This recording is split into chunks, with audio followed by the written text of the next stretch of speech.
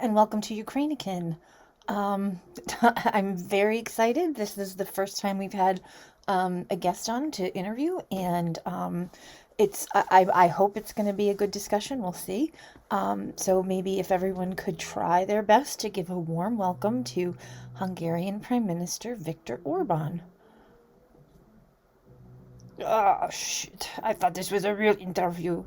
This with a woman. No point to this.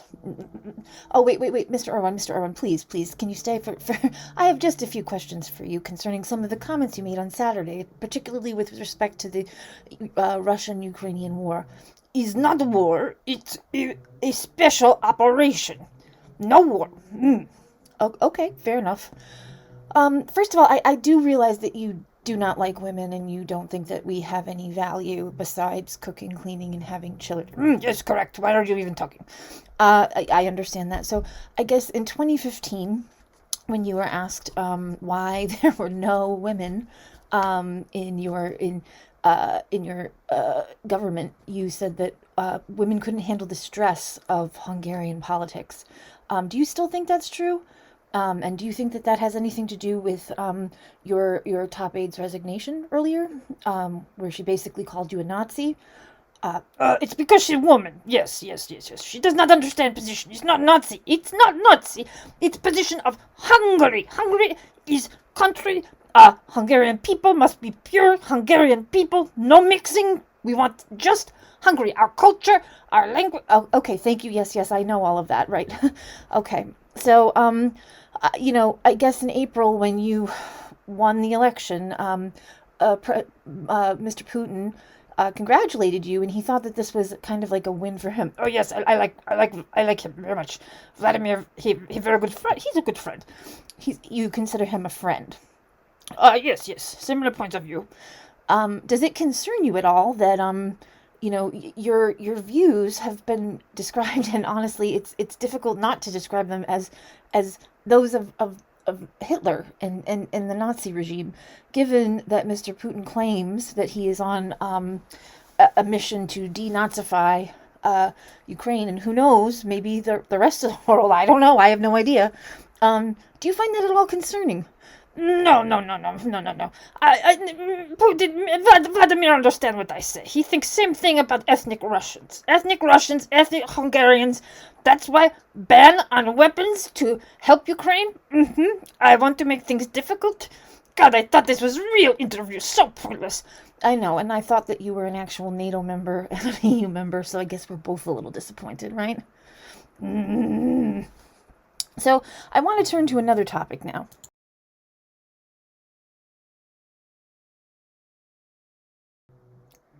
Oh God, you're still talking. I can't believe this. Yeah, I apologize. Mr. Prime Minister. I am still talking. I wanted to ask you about your comments saying that you've tired of the Ukrainian war and that you think that this really has to be resolved between the United States and the Russian Federation. And I guess my question to you would be, if you think that Russia wants to deal with the United States, then why wouldn't they invade a NATO member or attack the U.S. itself? Why are they committing genocide in Ukraine? First of all, no such thing as genocide. No genocide in Ukraine, no genocide ever. All of this is George Soros' fault. It is his fault and it is America's fault. The reason I say it has to be resolved between Russia and US is because it is US fault. Okay. I know that's kind of like an easy scapegoat for you and Mr. Putin, right? Like, you guys love to say that everything is the U.S.'s fault. Can you explain how the U.S.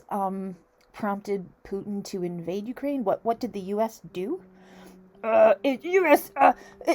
Ukraine has puppet government. That clown Zelenskyy, he puppet of U.S. Is that, you think that, really?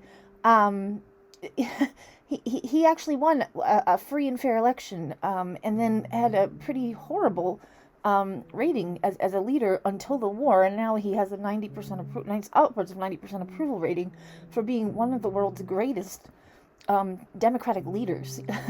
And the U.S. has nothing to do with that. Absolutely nothing to do with it. Unlike Mr. Putin, we don't meddle in elections of other countries.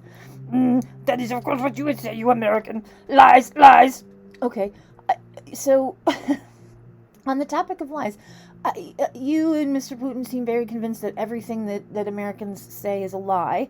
I think so far we've come through on all of our promises and done what we've said we're going to do. We don't do things like deny that we hit a port city. We don't deny that we don't make up military targets in civilian shopping centers.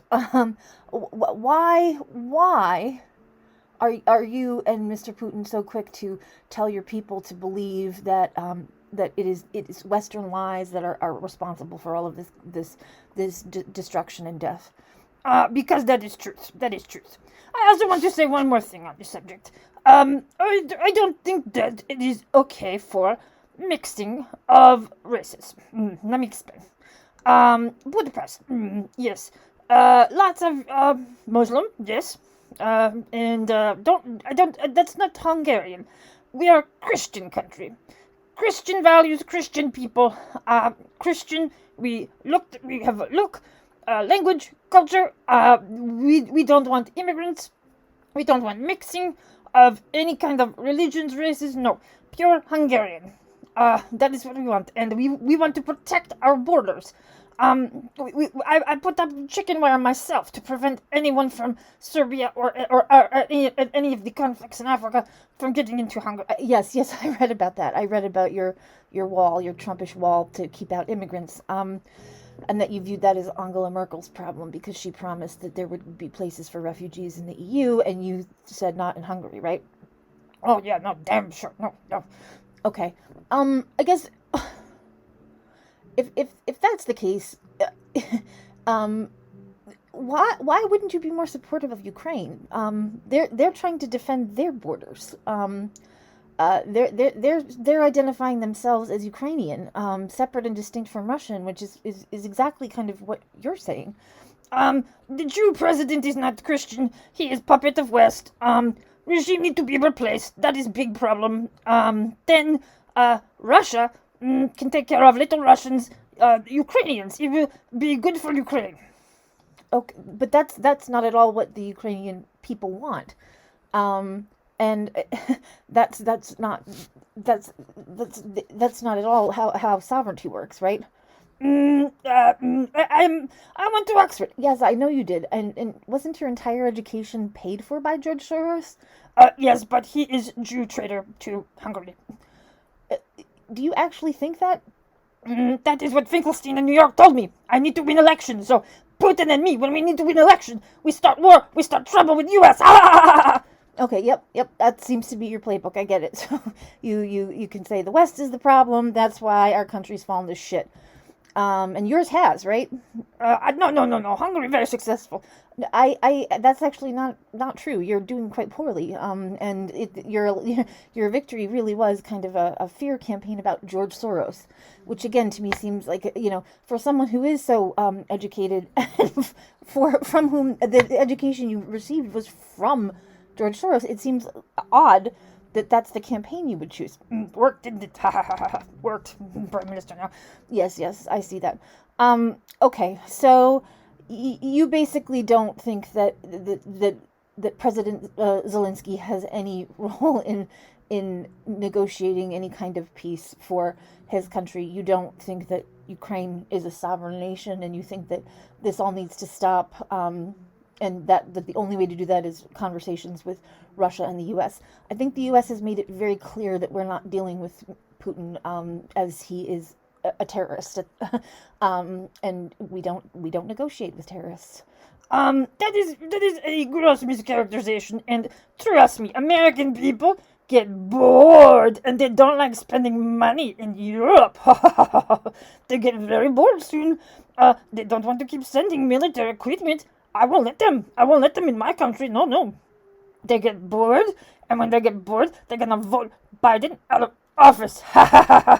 And if they don't, we then make sure they do.